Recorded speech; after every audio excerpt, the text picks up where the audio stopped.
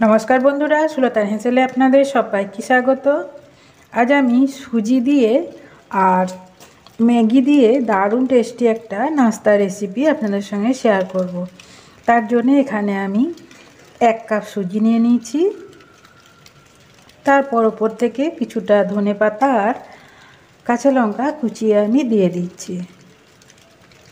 তারপর শুকনো সুজির মধ্যে এই ধনেপাতা আর কাঁচা লঙ্কাকে খুব ভালো করে মিশিয়ে নিলাম। আর এখানে যতটা পরিমাণ সুজি ততটা পরিমাণ জল দিচ্ছি। যেমন 1 কাপ আমি সুজি নিয়েছি, তাই 1 কাপ জল দিয়ে দিলাম। যে পাত্রে মাপ করে আমি সুজিটা নেব সেই পাত্র মাপ করে জলটাও নিয়ে নিয়েছি। তারপর এটাকে আমি 15 মিনিটের জন্য ঢেকে সাইডে সরিয়ে রাখছি। তারপর এখানে 2 প্যাকেট ম্যাগি নিয়ে নিয়েছি, জল দিয়ে ভিজিয়ে দিয়েছি, ঠান্ডা জল। তার উপরে 1 চামচ সাদা তেল দিয়ে দিলাম, দিয়ে এটাকে আমি ভিজিয়ে রেখে দেবো 15 মিনিটের জন্য। এটা আমি সাইডে সরিয়ে রাখছি। এদিকে দেখুন সুজিটা খুব সুন্দর ভিজে গেছে। এরপর সুজিটাকে প্রথমে আমি হাত দিয়ে মেখে নেব। আমার এই নাস্তা রেসিপিটি যেসব বন্ধুরা দেখছেন তারা প্লিজ চ্যানেলটিকে সাবস্ক্রাইব করে দেবেন আর অবশ্যই কমেন্টে জানাবেন। এরপর ওপর থেকে আমি 2 চামচ শুকনো সুজি দিয়ে দিচ্ছি, দিয়ে তারপর আবারও ভালো করে মেখে এটাকে আমি মণ্ড পাকিয়ে নেব। যারা ফেসবুক থেকে দেখছেন তারা প্লিজ পেজটিকে ফলো করে দেবেন আর অবশ্যই লাইক দিয়ে দেবেন। তারপর হাতের মধ্যে আমি তেল নিয়ে নিলাম। তারপর এরকম ছোট ছোট মণ্ড আমি তৈরি করে নিচ্ছি।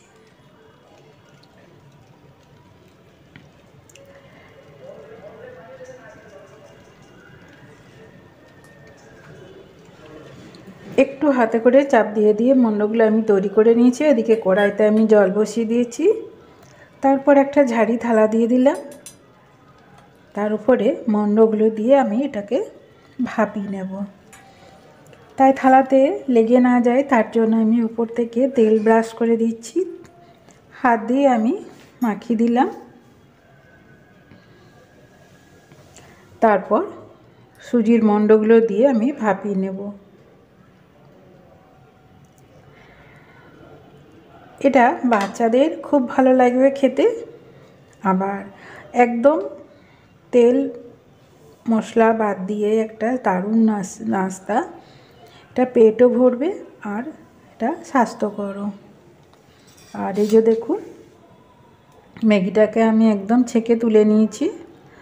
আর এদিকে দেখুন সুজিগুলো একদম সুন্দরভাবে ভেপে গেছে। এরকম নাস্তা আমরা লাঞ্চ বক্সেও দিতে পারি, বা ডায়েট করার জন্য ভাত না খেয়ে এরকম নাস্তাও আমরা লাঞ্চের সময় নিতে পারি। তাহলে কিন্তু স্বাস্থ্যের পক্ষে খুবই ভালো হয়।